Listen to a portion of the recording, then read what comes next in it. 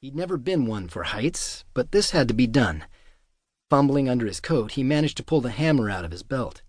He could see where the rain had dripped and frozen in a solid lump, blocking the motion of the gears. He aimed at the spot, muttered a prayer disguised as an obscenity, and struck a sharp blow. The ice shattered, showering pieces over the platform. Slowly, then faster as the wind caught, the windmill began to turn, and Travis began to breathe again. Thank God for small favors. Now all he had to do was get down.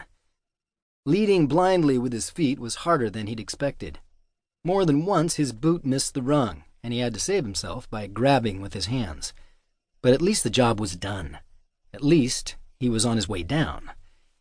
He'd made it more than halfway when the sound of a motor caught his attention. A vehicle was coming down the narrow road that ran between the fence lines. Travis was used to seeing farm trucks out here, but this was no farm truck. Cruising along the road, moving a little too fast on the frozen surface, was a big, sleek, black Lincoln town car.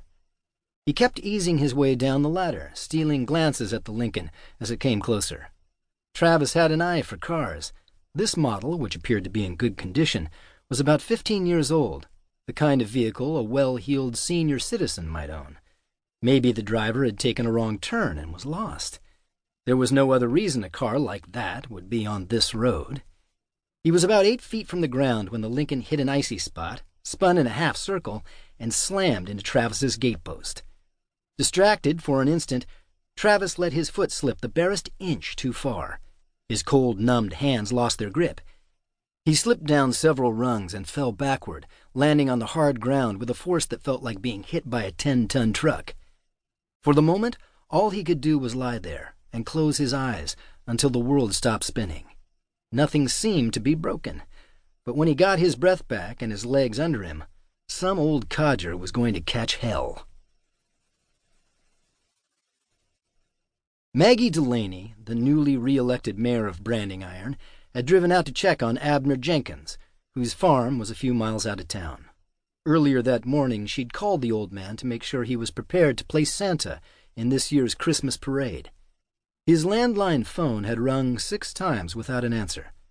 Worried about the old man, she'd climbed into the big Lincoln that had been her late father's and gone to check on him.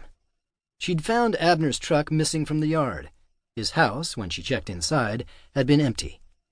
After leaving a note on his door, she'd been about to turn around and drive back to town when an impulse had changed her mind. The recently paved road, which cut off the highway and ran past Abner's place, had been an icy mess. 2 passing farm trucks had almost slid into her. Maybe it would be better to go forward, following the less traveled part of the road where it looped through the back country and rejoined the highway a couple of miles to the south. It had been a bad idea.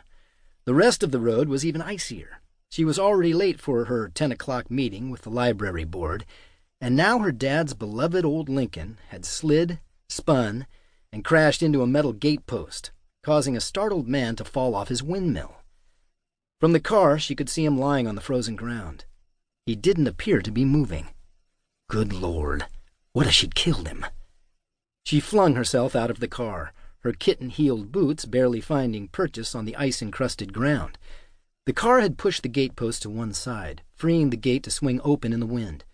She hurried across the bare yard to where the man lay at the foot of the windmill, sprawled on his back. Approaching, she could see the faint rise and fall of his chest beneath the old woolen pea-coat he wore. His long legs, clad in faded jeans and worn-out work boots, were moving slightly. At least he appeared to be alive. But he'd taken a nasty fall. He could be badly injured. Her gaze took him in. He was a stranger, tall and lean as a whip in his worn-out work clothes. Below the knit cap that covered his head and ears, the planes of his face were sharply chiseled, the closed eyes narrow and deeply set. It was a striking face, handsome in a stubble-jawed, Clint Eastwood sort of way. But how could she be ogling the man at a time like this? She needed to be checking him for injuries and calling 911. As she bent over him, his eyes opened.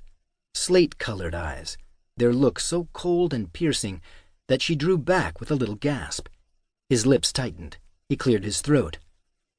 "What the blazes did you think you were doing?" he muttered. With effort, she found